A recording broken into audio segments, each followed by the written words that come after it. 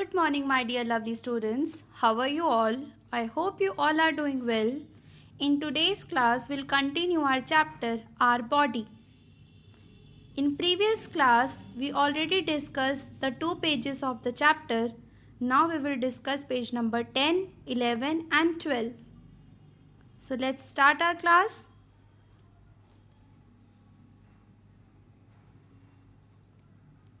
Our body helps us to perform different functions. जो हमारी body है वो हमें अलग अलग फंक्शंस करती है, मतलब अलग अलग उनके काम होते हैं. Look at this picture, they show what are legs, feet, arms, toes and fingers does. ये पिक्चर्स जो दी हुई हैं अलग अलग, इसमें बताया जा रहा है कि हमारे कौन कौन से बॉडी पार्ट क्या क्या करते हैं. ठीक है. First is kicking. किकिंग मतलब होता है लात मारना. ठीक है. सेकेंड इज वॉकिंग, मतलब चलना. थर्ड इज पेंटिंग, मतलब कोई चीज़ ड्रॉ करना. फोर्थ इज थ्रोइंग, किसी चीज़ को फेंकना. एंड फिफ्थ इज लिफ्टिंग, किसी चीज़ को उठाना.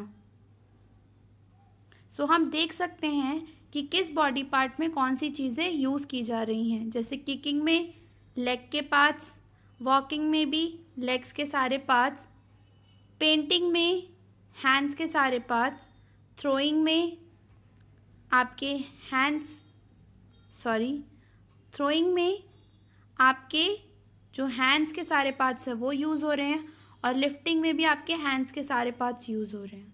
तो अब हम नीचे जो एक्सरसाइज दी हुई है इसको डिस्कस करेंगे.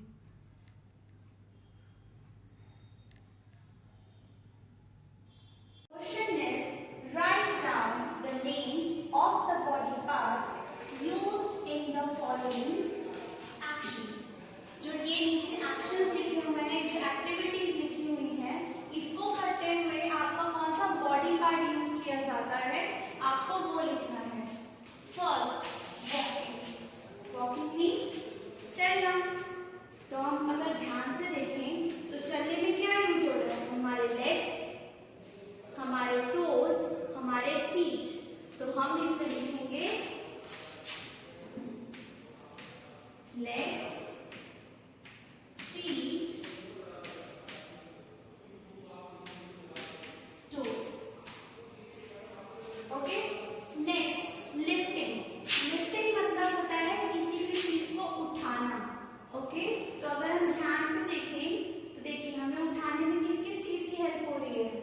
हैंड्स, हमारे एल्बोज और आर्म्स, इन तीनों का काम हो रहा है.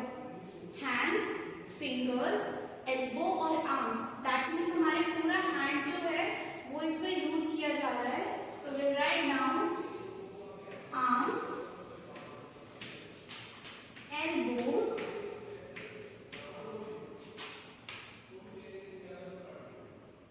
hands, fingers.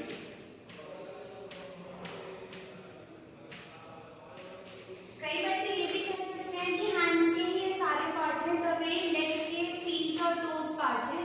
पर बिकॉज ये हमारे बॉडी पार्ट्स हैं और इनके अलग अलग नेम्स हैं,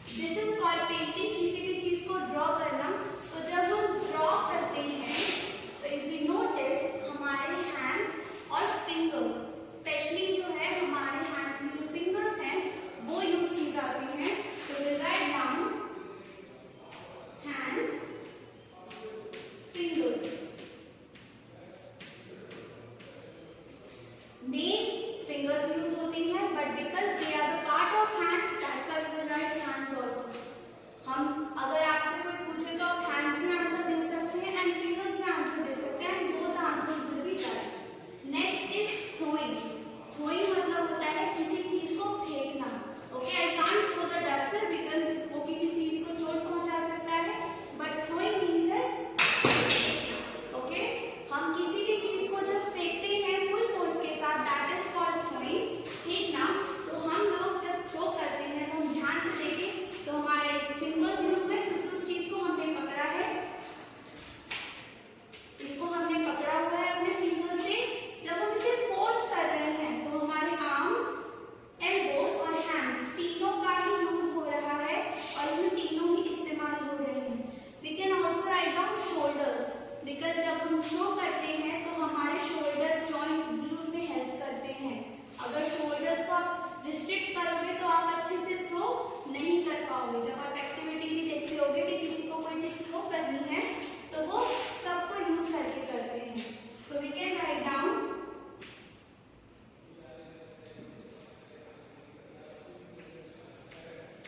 shoulders, arm, hands, elbow and fingers.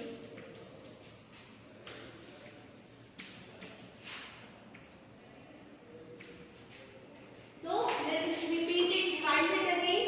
Walking, chalna, legs, feet, toes, knee, lifting, किसी चीज को ऊपर उठाना, arms, elbow, hands, fingers, kicking, लात मारना, legs, feet, toes, painting, किसी चीज को draw करना, hands, fingers, throwing, किसी चीज को ऊपर से फेंकना या जोर से फेंकना, that is called throwing, shoulders, arms, hands, elbows, fingers.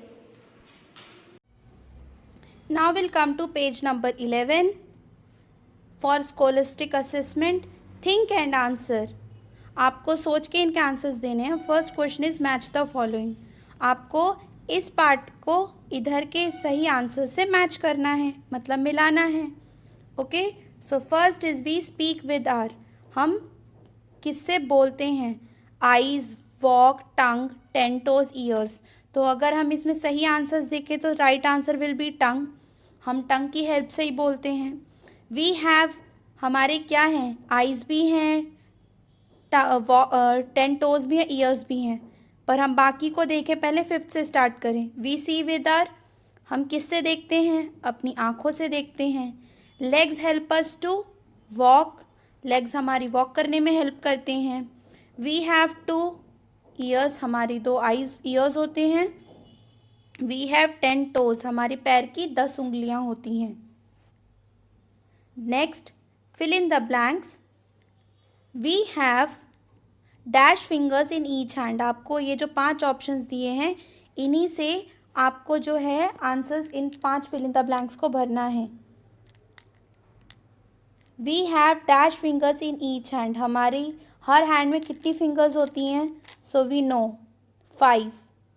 हमारी हर फिंगर में हर हैंड में 5 फिंगर्स होती हैं।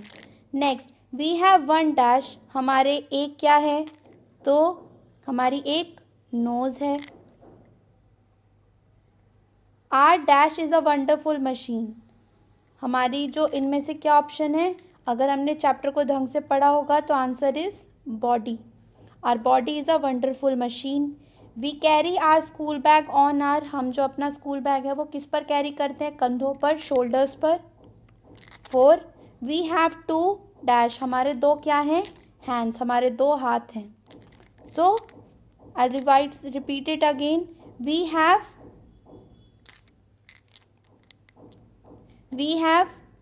5 fingers in each hand. We have 1 nose. Our dash is a wonderful machine. Our body is a wonderful machine. We carry our school bags on our shoulders. We have 2 hands. Next question. Answer the questions.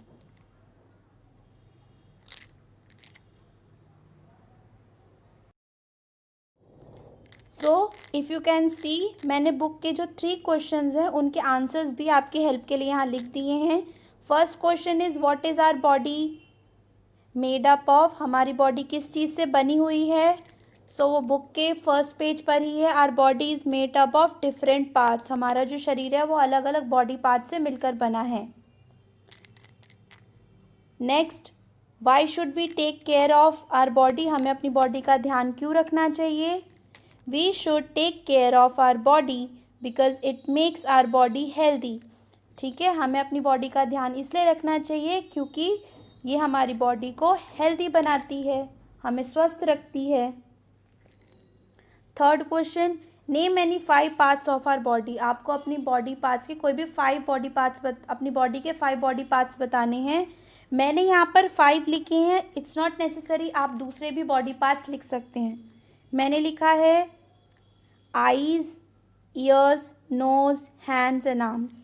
आप अपने हिसाब से भी answer लिख सकते हैं. So these 3 questions that you have to answer.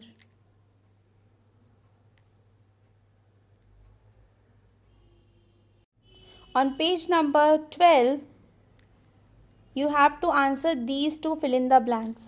I use my legs and feet to dash. मैं अपने पैर और मतलब पंजे और लेग्स का इस्तेमाल किस में करता हूँ. तो ये आप वॉक में करते हैं. I am just giving you an example. Walk के अलावा आप किस किस चीज़ में इसको यूज़ करते हैं that you will write down. मैंने एक एग्जाम्पल आपके सामने लिख दिया है वॉक, वो आपको यहाँ लिखना है. Next, I use my hands to. मैं अपने जो हैंड्स है वो किस चीज़ के लिए इस्तेमाल करता हूँ. तो I use my hands to write. और किस चीज़ के लिए हम करते हैं, उसको किसी भी चीज़ को होल्ड करने के लिए, उसके बाद रीडिंग में फिंगर्स पॉइंट करने के लिए, खाने के लिए, to eat. Okay, so any your answers can be different. आप अलग अलग आंसर्स लिख सकते हैं. Question is, place your hands in the space below, draw around it and color outline. आप सबकी टेक्स्ट बुक में ऐसे करके एक रेक्टेंगुलर बॉक्स होगा. आपको उसमें क्या करना है, अपना हैंड्स प्लेस करना है. ठीक है, आप चाहें तो अपने दोनों हैंड्स प्लेस कर सकते हैं और आप अपने मम्मी पापा को बोल सकते हैं कि वो आपके हैंड्स की प्लेसिंग कर दे. और इफ आपको किसी और की हेल्प नहीं चाहिए और आपको खुद से करना है तो firstly you will put your one hand and then उसके बाद आप सेकेंड हैंड पुट करेंगे.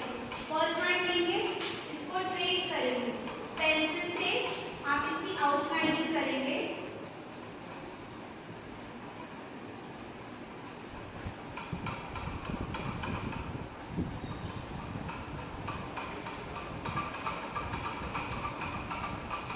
देखिए, क्योंकि मैम के हैंड्स बड़े हैं इसीलिए बड़े आए हैं, आपके हैंड्स छोटे हैं तो आपके हैंड्स का जो ट्रेसिंग होगा वो छोटा आएगा.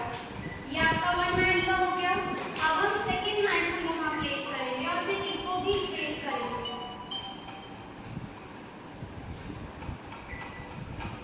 आपको लेफ्ट हैंड से ट्रेस करने में थोड़ी प्रॉब्लम हो सकती है बिकॉज आप लोग राइट से लिखते हैं. जो लोग लेफ्ट से लिखते हैं उनको राइट को ट्रेस करने में प्रॉब्लम होगी. ठीक है, और अगर आपका थोड़ा सा आधा अधूरा हो गया है जैसे मैम का हो गया तो आप इसको हल्का सा पेंसिल से भी ट्रेस कर सकते हैं. So this is our left hand. आप लिखेंगे भी and this is right hand.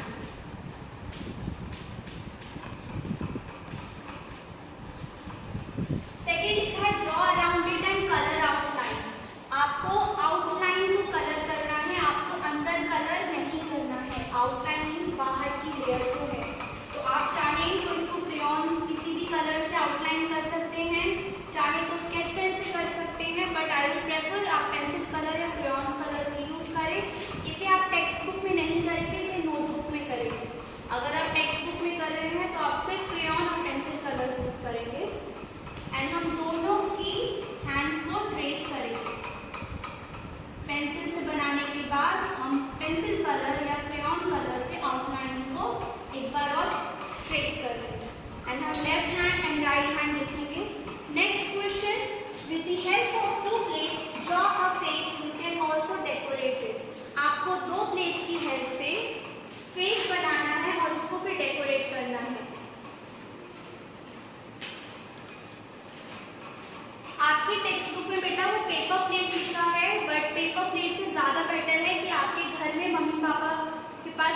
Flex होती ही हैं, तो आप क्या करेंगे, या तो फ्लेक्स या फिर कोई गोल कटोरी ले लेंगे जिसकी जो सरफेस हो वो सर्कुलर हो, सर्कल शेप में हो।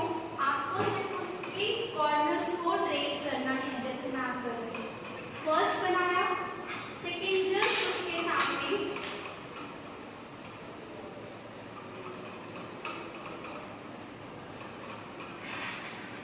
ये आपके टू फेसेस बन गए।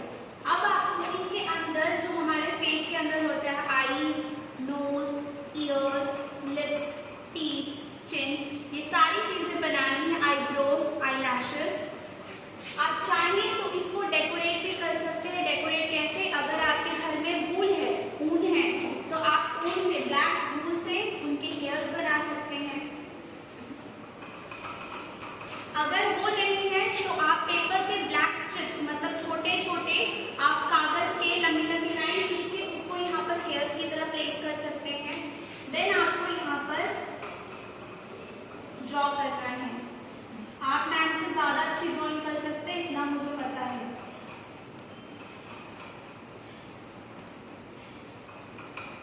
अब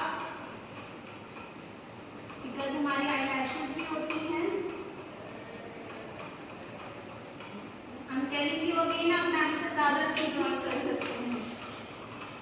नेक्स्ट आप अपने नोज बनाएंगे, ठीक है, ईयर्स,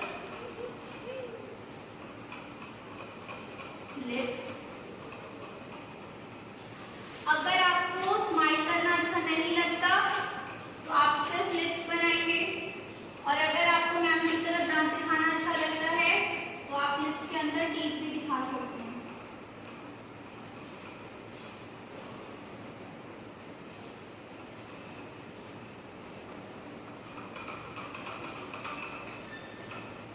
आप ये भी कर सकते हैं कि आप एक फेस को बॉय बनाएंगे, एक फेस को गर्ल बनाएंगे, ठीक है। आप चाहें तो बॉय को गंजा कर सकते हैं, या फिर चाहें तो उसको थोड़े बहुत हेयर्स भी दे सकते हैं। आप इसको अलग अलग चीजों से डेकोरेट कर सकते हैं। आप चाहें तो कपड़े का नीचे ड्रेस भी बना सकते हैं। गर्ल के लिए आप उसके लिए कपड़े का या फिर पेपर पे क्लॉथ बना के उसको कट करके यहाँ पेस्ट कर सकते हैं। बॉयज के लिए टी शर्ट या शर्ट पैंट बना के आप उसको पेस्ट कर सकते हैं, सो दैट वो ज़्यादा ब्यूटीफुल है। Thank you.